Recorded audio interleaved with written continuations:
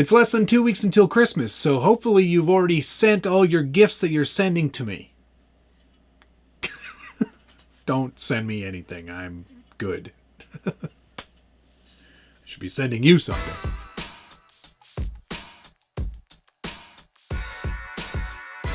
Welcome back to the Skilled Builders Guild. Thanks again for watching. It's episode 71 of What's on the Bench Weekly.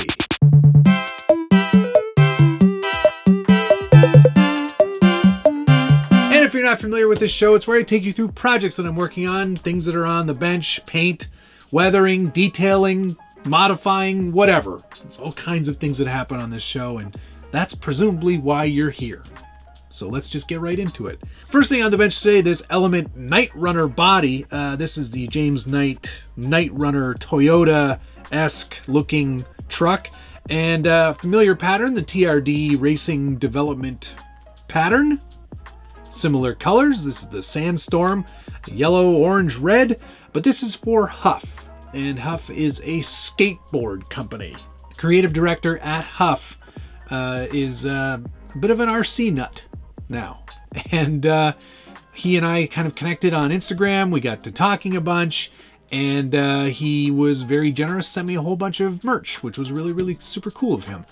There was a project that we had tried to work on together. It ended up not happening, but I wanted to make sure that they knew that I appreciated them, so I decided to paint up a body for them. The kicker is Huff has this thing going with TRD, and they did a whole bunch of merchandise around the Toyota brand and the TRD brand, and they actually have a full-size Tundra that's painted exactly the same way. Well, it's wrapped, but it's painted to look exactly like this. This is what it looks like. I cut all the graphics on my Cricut, painted it in the cold weather, not something I would recommend, and ended up with this very nice example, which still has a few things that need doing. I do have to do some decals, some very specific stickers that were on the actual truck. I've got the whole thing right here. You can see that. So all these little stickers here, I've got to print up on a clear back vinyl sticker sheet so I can actually get them on the truck here, and then we'll flat out the whole thing, and then it'll be done. I'll send it off to Huff. They're going to put it on their own chassis, probably on an Element Night Runner if I'm honest, and then they'll put it next to the big one, and that'll be kind of fun. It'll be cool to see that. Yeah, this was I'm gonna say not fun, mostly because I have to paint in very cold temperatures, and you don't often get the results that you're looking for. I don't have a paint booth. I don't have a garage. I don't have any friends that would let me paint in their garages. So I kind of have to do this outside. What I do is I take it outside, bring my heat gun, I give it a good shot of heat before I spray. Then I heat up the can, obviously, so it's nice and warm. Then spray a very light coat, and then use the heat gun again to dry that out nice and quick, and then repeat many times over. And you do get decent results. The yellow's not my favorite. It kind of got a bit runny.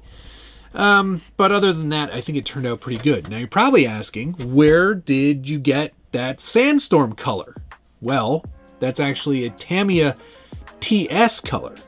And I did the trick that I've suggested, probably works quite well because I've seen other people do it, where you spray matte clear first on the inside, and then you spray your TS color, and it'll stay very well. It'll stay on there without any trouble. You could flex this body until the cows come home.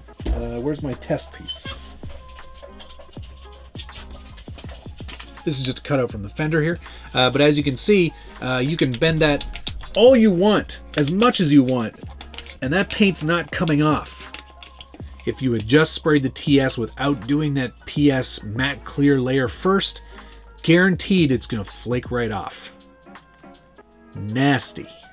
But there you go. That's how I do the paint. I've already added a couple Knight Customs printed elements here. We've got the front, which could be a branded grill. It just doesn't have the branding in it. I also printed out the inner light bucket structures there, which I do think look quite good. So yeah, I'll do the ones for the rear as well. That was not fun to weed, let me tell you. but it turned out pretty darn good. I'm pretty happy with this. So yeah, there we go. That's for my friends at Huff. My eternal thanks and appreciation goes out to them. Yeah, that was done in a few hours today. For the year of no Lexan, there sure has been a lot of Lexan. And I'm not done yet. I've got one more Lexan body to paint for this year. And then the year of Lexan, of no Lexan, is over. We can start over fresh. Any guesses on how long it'll be until I paint my first Lexan body in 2024? Put a comment down below. You know I love reading through your feedback, and I try to answer as many of those comments as I can. And of course, if you're enjoying this video, please hit the like button and subscribe.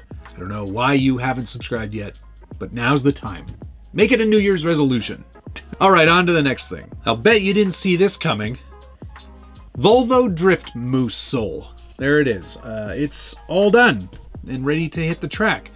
Hopefully I'll get out there soon. This time of year is always so busy. I would really like to get it out there. I've already tested the chassis, already made a few adjustments, and I already have set it up to my Radiomaster MT12, which is by far one of the coolest new radios of 2023, probably 2024 as well. This one's definitely going to make the list for stuff that I think is pretty darn cool. Yeah, a very, very good quality radio for not a lot of money. My big box of receivers that I ordered for that should be here any minute. Yeah, this is the Drift Moose-ile. It's all finished. Added some details to kind of really make it sort of feel a bit more drifty. You got to have pipes. You got to have these aluminum style twisty pipes going into the bumper. And then under there somewhere, you gotta have big radiators and stuff. You have to have a tow hook. That's very important. Rear view mirrors or side mirrors, very important as well. Numbers on the car, sure. Roof racks, absolutely. Door handles, a must-have. Those I just printed on my Bamboo Labs X1 Carbon. Those took about 2 minutes or less, including calibration. Side pipes, as you see there. We've also got what appears to be some sort of speed bump being used as a rear wing, which it's from A Plastics. It is a universal rear wing. Not so universal for the Volvo, but I actually think it works quite well. I just painted that myself. What else? Oh yes, of course, chuffed, as I am quite chuffed. And then the 2JZ, I think I've done a really crusty job on that. I used a lot of different techniques to kind of make that look horrible. Some pigments were used, a lot of dry brushing was done, lots of bits and pieces to kind of really sell that this is a total piece of garbage. And it is. It's meant to look like one, and I think it does. Very scrapey, but also very drifty, and I'm very excited to get this out on the track. The customs and crawlers D-cell lights, these work fantastically well. You saw me demo them last week, and of course there's a little bit of crud airbrushed onto the windows to make it look as if they've been properly wiped by the wipers. Yeah, that's about it. I'm super thrilled with how this turned out. It's probably one of my more favorite builds that I've done this entire year, despite it being a Lexan body. And there's been some great builds this year. I should mention there will be a best builds of 2023 from the Scale Builders Guild forums video coming probably Christmas Day or Boxing Day. I can't remember what day I put that out, but it's usually towards the end of the year, and I'm very much looking forward to sharing that with you. So yeah, will this be on there? No, I don't promote my own builds because those are what all these other videos are for. I'd rather share some builders from the forum who are making things way better than this. I invite you to check that video out and go check out all the old ones. I'll put a link to one of them up here, and then hopefully they'll all appear and populate and you can watch all of them because they're very good videos. All right, Drift Moose-ile all done. Can't wait to hit the track with this one. It's going to be fan-frigging-tastic. I'm so happy with how this turned out. Oh, I did consider briefly using the backfire kit that My Trick RC offers, but for some reason I didn't want to get all messy with the wiring. You know, I made this magnet mount really strong, But I just kind of wanted to keep this one kind of dead simple. And as you can see, there's not much going on under this chassis, and because it's kind of like, you know, it's all you need, really. And I wanted it to be simple. And it is. Smooth, streamlined, not mucked up with a bunch of stuff. Maybe I'll put those in still, I don't know. But there you go, that's the Drift Moose-ile. Very, very pleased with how this one turned out. And like I said, can't wait to get it on the track. Okay, on to the next thing. Hey, look, it's the CJ7. Yes, I have made some minor changes to this truck. Out of the box, this one just is amazing. It looks fantastic. Super thrilled with it. Did add a My Trick RC light kit, so we've got a couple of pods there now. Just like, you know, fog light pods. But then all the rest of the lights have been replaced too. So it does have the dimming brake lights, which is a very nice, cool feature. What else did I do? Oh yeah, that's right. I did put the Furatech Python X brushless ESC with the Parenti, for Parenti viewing only. That's terrible. 10-pole brushless in-runner motor. So now we've got a much smoother ESC and motor combo in there. Much more power than the stock brush system. And works fantastically well. Yeah, nice and smooth. Good low end. Basically like an FOC system without it being called FOC. Bluetooth capable as well, so you can program this from your telephone. Very nice system. I will put a link down below to where you can pick one of these up for yourself. Just like all the things that I'm sharing today, there will be links down below.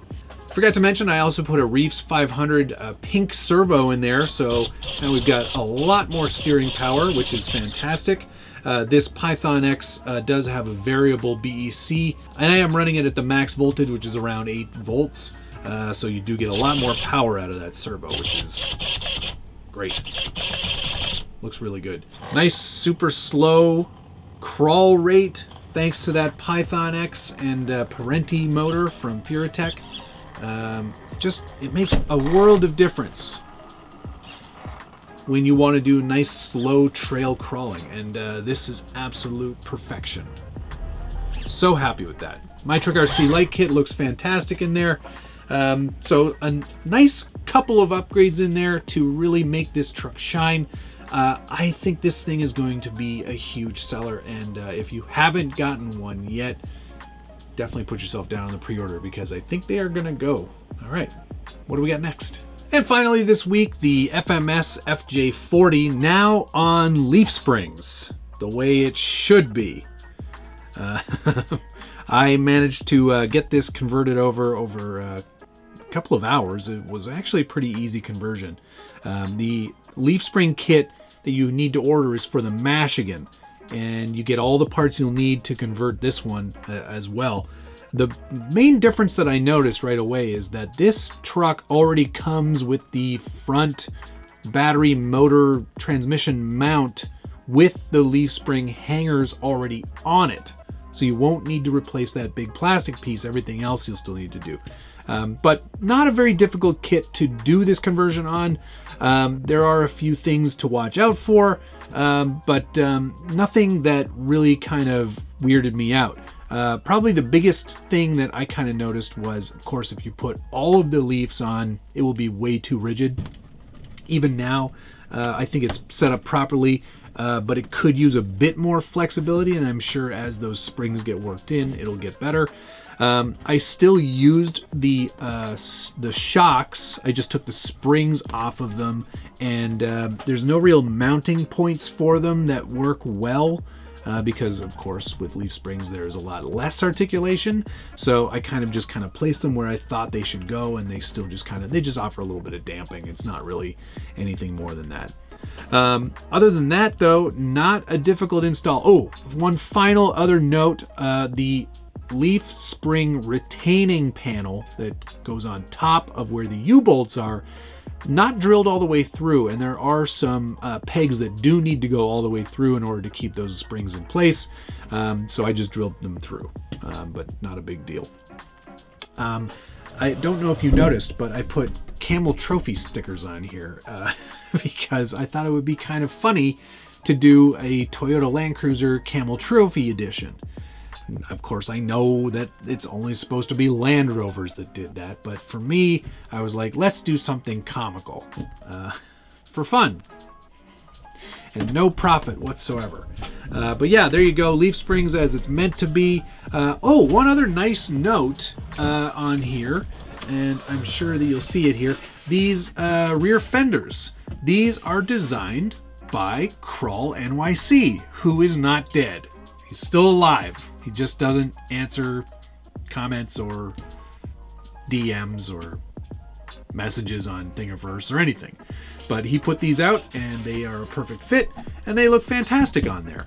I had those on my old FJ40 from RC 4-wheel drive. And I was like, yeah, those are perfect. They look great on there. I just stuck them on with a little rubberized CA and scuffed up the surface so there was something for that glue to bite into. But yeah, I think they look awesome on there. Also, very hard to see, so I'll just hold it up in front of me.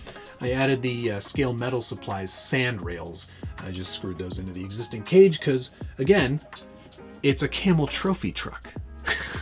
Leaf springs galore, just as nature intended.